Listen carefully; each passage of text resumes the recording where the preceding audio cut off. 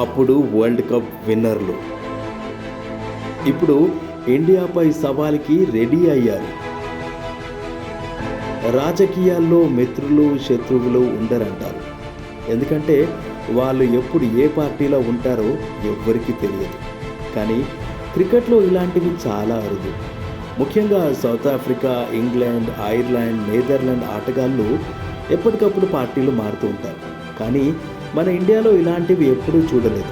ముఖ్యంగా world cup గెలిపించిన captain ఇప్పుడు రాబోయే వరల్డ్ కప్లో మన టీమిండియాకే సవాలు విసురుతున్నాడు. ఎవరి గురించి అనుకుంటున్నారా? ఉన్నాడు ఒక ఆటగాడు, ఉన్ముక్ చంద్ అనే పేరు విన్నారా? 2012లో అండర్-19 వరల్డ్ కప్ గెలిపించిన టీమిండియా సారథి.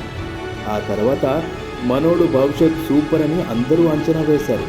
కానీ ఆ తర్వాత చంద్ నుంచి మంచి పర్ఫార్మెన్స్ లేకపోవడంతో అవకాశాలు సన్నగిల్లాయి. జాతీయ జట్టు కల దూరమైంది.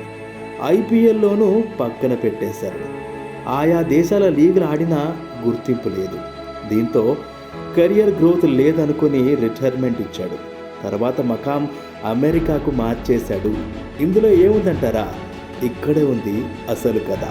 అమెరికా వెళ్ళిన తర్వాత అక్కడ ఆడటం మొదలుపెట్టాడు. మైనర్ క్రికెట్లో దుమ్ము లేపాడు.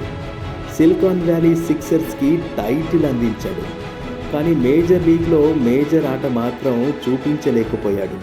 ఇప్పుడు ఇదంతా ఎందుకంటే రాబోయే T20 వరల్డ్ కప్లో అమెరికా తరఫున ఇండియాపై ఆడేందుకు రెడీ అవుతున్నాడు ఈ ఉన్ముక్ చంద్.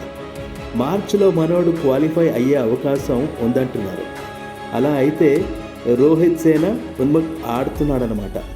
ఉన్ముక్త్ మాత్రమే కాదు, 2012 అండర్-19 వరల్డ్ కప్లో ఉన్న హర్షిత్ సింగ్, స్మిత్ పటేళ్లు ఇప్పటికే జట్టులో స్థానం దక్కించుకున్నారు. ఇప్పుడు ఉన్ముక్ తోడైతే కథ వేరుంటుంది. అప్పుడు ఉన్ముక్తో పాటు పాకిస్తాన్ అండర్-19 కెప్టెన్గా ఉన్నదెవరో తెలుసా? బాబర్ ఆజం. ఇప్పుడు బాబర్కి చంద్ నుంచి సవాల్ ఖాయంగా కనిపిస్తోంది.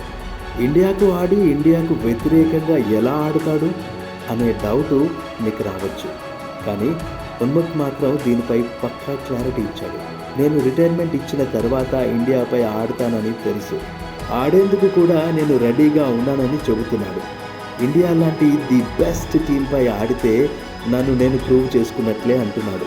ఓ ప్లేయర్గా చూస్తుంటే ఇది కరెక్ట్ కదా అనిపిస్తుంది.